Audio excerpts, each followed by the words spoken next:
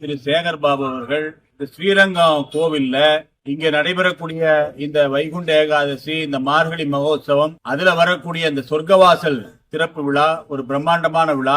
அதுல வர பக்தர்கள் கிட்ட நல்லா கல்லா கட்டணும் முடிவு பண்ணிட்டாங்க. சந்தன மண்டபத்துல வச்சு சாமியை தரிசிக்கிறதா இருந்தா 4000 ரூபாய் கட்டணும். அதே கிளிமண்டபத்துல வச்சு சாமியை தரிசிக்கணும்னா 700 ரூபாய் கட்டணும். நாங்க இது வரைக்கும் அறம் நிலையாத்துறை சொல்லிட்டு இருந்தோம், இந்து சமய அறநிலையத்துறை. இப்ப இது இந்து சமய வியாபாரத்துறை. ஒவ்வொரு சீசன்ல ஒவ்வொரு விதமா பணம் சம்பாதிக்கிறதுக்கான எல்லா வேலையிலும் செய்துட்டு இருக்காங்க. மார்கழி வந்தா பெருமாளோட பேரை வச்சுட்டு பணம் சம்பாதிக்கிறது. அதே மாதிரி தை மாசம் வந்ததுன்னா முருகனுடைய பேரை வச்சு பணம் சம்பாதிக்கிறது. ஆனா பக்தர்களை பத்தி எந்த விதமான கவலையும் கிடையாது. இந்த அறநிலையத்துறையினுடைய இந்த விஷயங்கள், இந்த தரிசன கட்டணத்தை ரத்து செய்யணும்னு சொல்லிட்டு நாம இந்து முன்னணி சார்பாக அறநிலையத்துறையினுடைய ஜாயிண்ட் கமிஷனர் அவர்களை சந்தித்து மனு கொடுத்திருக்கின்றோம்.